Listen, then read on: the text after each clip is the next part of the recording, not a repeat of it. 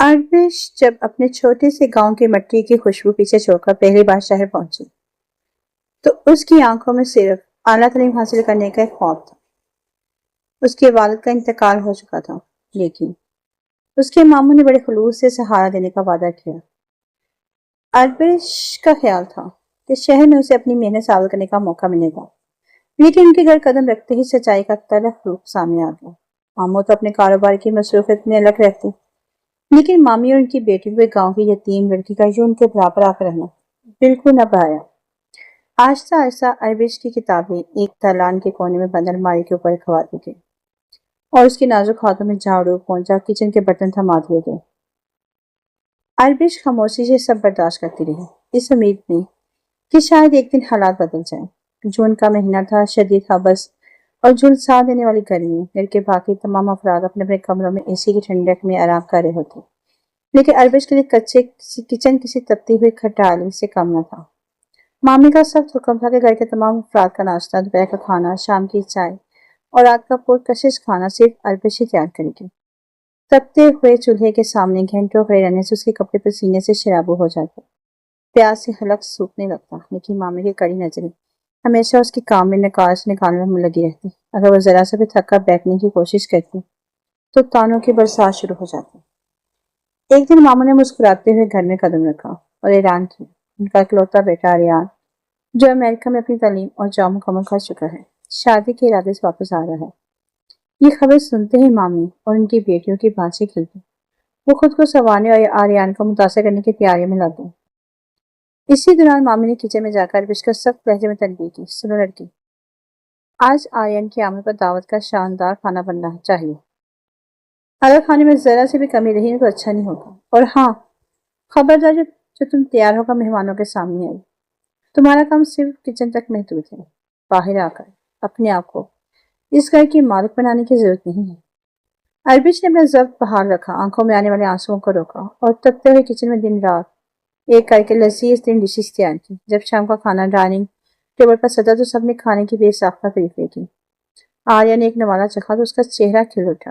اس نے تعجب سے پوچھا، واو مام، امیزنگ، یہ شامی کباب اور بریانی تو بے حد لذیذ ہے۔ اتنے سالوں بعد اپنے گھر کا یہ ذائقہ ملا، سچ بتائیے یہ کھانا، شاندار کھانا کس نے بنایا؟ مامی نے فوراً بات کرتے ہوئے پرفریب مسکراہٹ کے ساتھ جھوٹ بول دیا، ارے بیٹا، تمہاری بہنوں نے تمہارے اتنی شدید گھر میں پورا دن کچن میں محنت کی ہے، آخر ان کا بھائی اتنے سالوں بعد آ رہا تھا۔ آربش جو کچن کی باری کھڑکی کے پاس کھڑی برتن دھو رہی تھی، اس نے جب یہ جھوٹ سنا تو اس کا دل بھر آیا۔ اس کی دن بھر کی کڑی محنت پر ایک لمحے میں پانی پھیر دیا گیا تھا۔ وہ خاموشی سے آنسو پوچھنے لگی۔ کھانے کے بعد جب سب لوگ ڈرائنگ روم میں بیٹھ کر باتیں کرنے لگے، لیکن آریان ہاتھ دھونے کے بہانے کچن کی طرف چلا گیا۔ کچن کے دروازے پہنچ کر جیسے اس نے اندر قدم رکھا، اس کے قدم وہیں جم گئے۔ وہاں کا منظر دیکھ اس کا دل دہل گیا۔ شدید ہبس زدہ کچن کے ایک کونے میں زمین پہ ایک چھوٹی سی چٹائی بچھی تھی، جس پہ ایک نہایت خوبصورت معصوم سی لڑکی بیٹھی ڈشن میں بچے کچھ چاول روٹی کے بچے ٹکڑے کھا رہی تھی۔ اس کے چہرے پر پسینے کی بوندیں چمک رہی تھی۔ کپڑے سادگی کے باوجود اس کے بابا وقار کو ظاہر کر رہے تھے، اور اس کی آنکھوں میں ایک عجیب سا اداس نور تھا۔ آرین کا دل زور سے دھڑکا۔ اس نے قدم آگے بڑھایا۔ آرین کی جوتوں کی آہٹ سن کر آربش گھبرا کر جلدی سے کھڑی ہو گئی اور اپنا دوپٹہ سنبھالتے ہوئے نظر جھکا لی۔ آرین نے حیرت اور ہمدردی سے بھرپور لہجے میں پوچھا، آپ کون ہیں؟ اس طرح کچن میں زمین پر بیٹھ کر کھانا کیوں کھا رہے ہیں؟ آربش کی زبان سے کوئی لفظ نہ نکلا۔ اس نے صرف خوف سے کچن کے دروازے کی طرف دیکھا، کہیں مامی نہ آ جائے۔ آرین کے دل میں فوراً یہ سوال اٹھا، یہ خوبصورت لڑکی کون ہے؟ کیا یہ واقعی صرف اس گھر کی کوئی ملازمہ ہے یا پھر اس کے پیچھے کوئی گہرا راز چھپا ہے؟ اس رات آرین سو نہ سکا۔ کچن میں آربش کی وہ اداس آنکھیں اور زمین پر بیٹھ کر کھانا کھانے کا منظر اس کے ذہن میں بار بار گھوم رہا تھا۔ اگلے 2 دن آرین نے خاموشی سے گھر کا ماحول دیکھنا شروع کیا۔ اس نے دیکھا کہ کس طرح اس کی ماں اور بہنیں اس لڑکی سے ملازموں سے برا سلوک کرتی ہیں، جبکہ وہ خاموشی سے ہر ترمیم برداشت کرتے ہیں۔ آرین گھر کے پرانے ملازم کی مدد سے آربش کے بارے میں تمام معلومات اکٹھی کی۔ جب آرین کو معلوم ہوا کہ آربش کا ملازمہ نہیں بلکہ اس کی اپنی سگی کزن ہے، جو اپنے مرحوم والد کے خواب پورے کرنے اور پڑھائی کے لیے گاؤں سے یہاں آئی تھی، تو اس کا خون کھول اٹھا۔ اپنی ماں اور بہنوں کی اس بے حسی پر اس کا دل شدید زخمی ہو گیا، جبکہ آربش کی مظلومیت اور صبر کے لیے اس کے دل میں بے پناہ محبت، عزت اور تحفظ کا احساس جاگ اٹھا۔ आर्या ने ठान ली कि उस लड़के का छीना हुआ मकाम, उसके ख्वाब, उसकी इज्जत नफ्स उसे वापस दिला कर रहेगा। एक सुबह जब मामी ने हमेशा की तरह ऊंची आवाज में अरबिश को डांटते हुए किचन का काम खत्म करने की हदायत दी, तो आर्यन हाल में आ गया। उसकी एक हाथ में अरबिश की वो किताबें थी जो अलमारी पर धूल चाट रही थी, और दूसरे हाथ में शहर के सबसे बेहतरीन कॉलेज का एडमिशन फॉर्म और लेटर था। आर्या ने अरबिश का हाथ थाम लिया। मामी ने देखा, गुस्से से तिल मिला उठी और चिल्लाई, ये क्या बदतमीजी आर्या, तुम इस मामूली से लड़के का हाथ क्यों थामे हुए हो? ये यहाँ हमारे घर के काम काज करने के लिए आई है, किसी पढ़ाई या कॉलेज के लिए नहीं। आर्यन नहायत मजबूती और ठंडे मगर हतमी लहजे में अपनी माँ की आंखों में आंखें डालकर कहा, बस मॉम, बहुत हो चुका। अरबिश इस घर की मुलाजमा नहीं है, ये मेरी कजन है, और आज से इस पल से ये इस घर की इज्जत और मेरी शरीक हयात बनने वाली है। आज के बाद ये किसी के गर्म चूल्हे के सामने नहीं बल्कि कॉलेज के क्लासरूम में बैठेगी। ये सुनकर मामी और उनकी बेटी को जैसे सख्ता तारी हो गया। पूरा घर हंगामे और मुखालफत से गूंज उठा, लेकिन आर्या ने किसी के भी गुस्से और तानों की जरा बराबर परवाह नहीं की। अगली ही सुबह आर्या ने अरबिश को तैयार करने को कहा। घर में शदीद कुड़हन और खामोशी का माहौल था, लेकिन आर्या ने खुद अरबिश का बैग उठाया और उसे अपनी कार के फ्रंट सीट पर बिठाया। गाड़ी जब शहर के सबसे बड़े और खूबसूरत कॉलेज के गेट पर रुकी, तो अरबिश को महसूस हुआ जैसे कोई हसीन ख्वाब देख रही हो। वो किताबें जो किचन की दीवारों की नजर हो चुकी थी, आई दोबारा उसके हाथों में थी। अरबिश ने नम आंखों से आर्यन की तरफ देखा।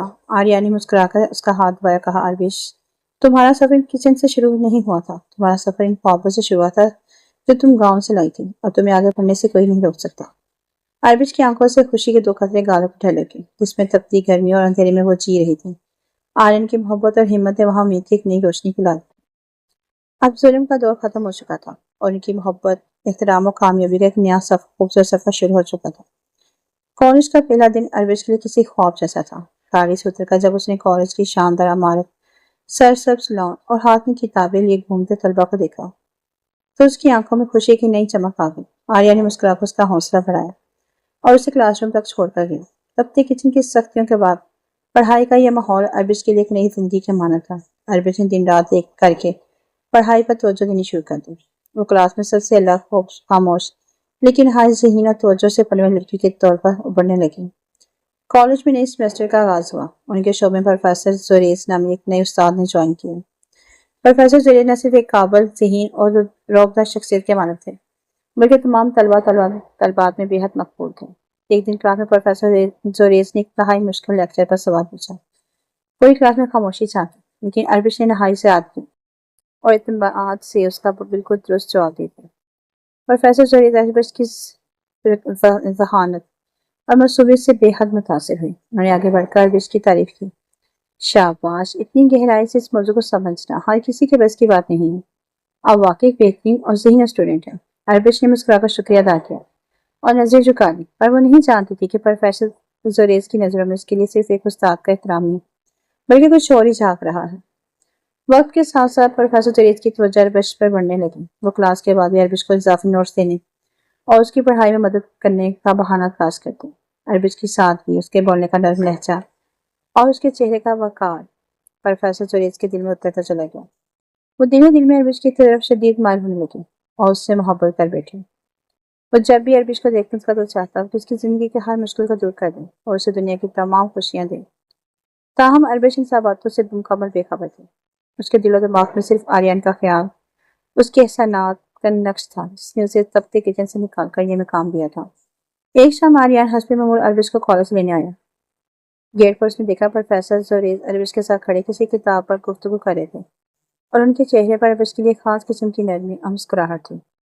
जब अरबिश गाड़ी में आकर बैठी तो आर्यन के चेहरे पर संजीदगी थी। उसने हल्की से बेचैनी के साथ पूछा, अरबिश, वो जो तुम्हारे साथ खड़े थे वो कौन थे? अरबिश ने बेसाख्ता जवाब दिया, वो हमारे नए प्रोफेसर जुरेज हैं। बहुत ही अच्छे और काबिल उस्ताद हैं। वो पढ़ाई में मेरी बहुत मदद करते हैं। आर्या ने खामोशी से सर हिला दिया, लेकिन एक मर्द होने के नाते वो प्रोफेसर जुरेज की आंखों में अरबिश के लिए छुपी पसंदगी को एक ही नजर में पहचान गया था। आर्यन के दिल में पहली बार अरबिश को खोने का एक अनजाना सा खौफ और जलन का एहसास जागा। एक दिन कॉलेज की लाइब्रेरी में अरबिश अकेली किताबें तलाश कर रही थी कि प्रोफेसर जुरेज वहां आ गए। उन्होंने अरबिश को देखा, कुछ देर उसके चाह महसूस की, लेकिन फिर अपने जज्बात पर काबू न रखते हुए अरबिश के करीब आए और बोले, अरबिश, मुझे मालूम है कि मैं आपका उस्ताद हूँ, लेकिन कुछ जज्बात पर इंसान का बस नहीं चलता। آپ کی سادگی اور آپ کی ذہانت نے میرے دل میں ایک خاص جگہ بنا لی ہے۔ میں آپ سے محبت کرنے لگا ہوں اور آپ سے شادی کرنا چاہتا ہوں۔ پروفیسر سریس کے یہ الفاظ سن کر عربش پر جیسے بجلی گر پڑی۔ اس نے اپنے ہاتھوں سے کتابیں نیچے گری۔ اس کے گمان بھی نہیں تھا کہ اس کا استاد اس سے ایسا کچھ کوئی اظہار کرے گا۔ عربش نے گھبرا کر سنبھلتے مضبوطی سے جواب دیا، سر میں آپ کی بے حد عزت کرتی ہوں اور آپ میرے استاد ہیں، لیکن میرے دل میں پہلے ہی سے کسی کی محبت احترام بس چکا ہے۔ آرین صرف میرا سہارا نہیں، میری زندگی اور میری روح کا حصہ ہے۔ عربش لائبریری سے نکل کر تیزی سے باہر آ گئی، لیکن یہ بات یہی ختم نہیں ہونے والی تھی۔ شام کے وقت آسمان پر کالے سیاہ بادل گھر آئے۔ دیکھتے دیکھتے موسلادھار بارش شروع ہو گئی اور سڑکیں پانی سے بھر گئی۔ عربش کالج کے شیڈ کے نیچے کھڑی آرین کا انتظار کر رہی تھی، لیکن بارش کی وجہ سے آرین کی گاڑی راستے میں خراب ہو گئی تھی۔ اس کا فون بھی بند جا رہا تھا۔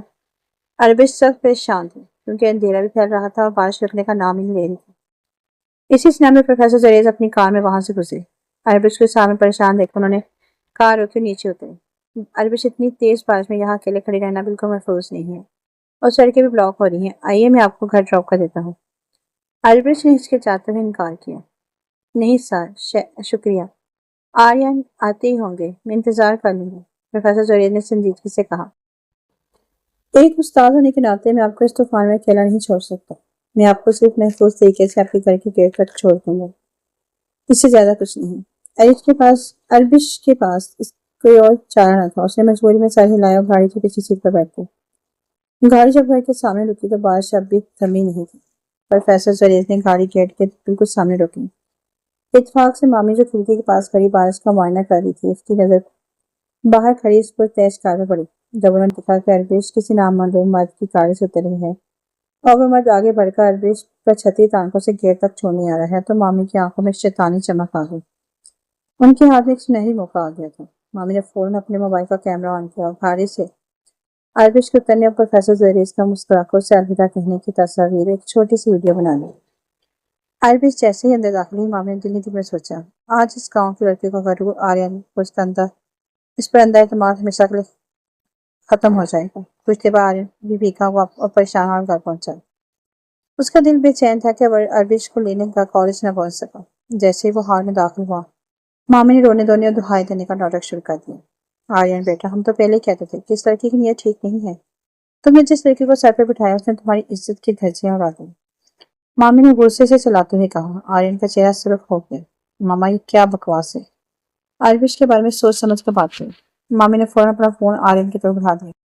اسکرین پر وہی تصویریں تھیں جہاں پروفیسر زریز عربش پر چھتری تانے کھڑے تھے اور عربش ان کی گاڑی سے اتر رہی تھی۔ مامی کی بیٹیوں نے بھی آنکھ میں گھی ڈالتے ہوئے کہا، بھائی یہ روز کالج میں اس پروفیسر کے ساتھ گھومتی ہے، آج تو حد ہی ہوگی، وہ خود اسے گھر چھوڑنے آیا۔ آرین تصویر دیکھی، اس کے دل میں ایک لمحے کے لیے گہرا سناٹا چھا گیا۔ وہی جلن اور کھونے کا خوف جو اس کے اندر پہلے سے تھا ایک دم سے ابھر آیا۔ اس نے عربش کی طرف دیکھا جو خاموش ڈری ہوئی کونے میں کھڑی تھی۔ آریا نے عربش کی پیٹ لگا دھیمے مگر بھاری لہجے میں پوچھا، عربش کیا یہ سچ ہے؟ تم ان کے ساتھ اکیلی آئی ہو؟ عربش کی آنکھوں سے آنسو جاری ہو گئی۔ انہوں نے آرین کی آنکھوں میں پاکیزگی سے دیکھتے کہا، آرین آپ کا فون بند تھا، سڑکیں بند ہو چکی تھی اور بارش بہت تیز تھی۔ پروفیسر زریز نے صرف ایک استاد بنا کے مجھے محفوظ گھر پہنچانے کی مدد کی ہے۔ میرے دل میں آپ کے سوا کبھی کوئی نہیں تھا اور نہ ہی ہو سکتا ہے کہ آپ کو مجھ پر بھروسہ نہیں۔ پورے حال میں سناٹا چھا گیا۔ مامی فتح کے غرور میں مسکرا رہی تھی کہ اب آریان اس لڑکی کو گھر سے نکال دے گا، لیکن آریان نے عربش کی آنکھوں میں وہ سچائی اور معصومیت دیکھی جو مامی کی کسی چال سے جھٹلائی نہیں جا سکتی تھی۔ آریان نے ایک لمبا سانس لیا اور مامی کی طرف مڑا۔ ان کا فون ان کے ہاتھ سے لے کر ڈائننگ ٹیبل پر رکھ دیا۔ آرین کا فیصلہ سب کو دھنکا دینے والا تھا۔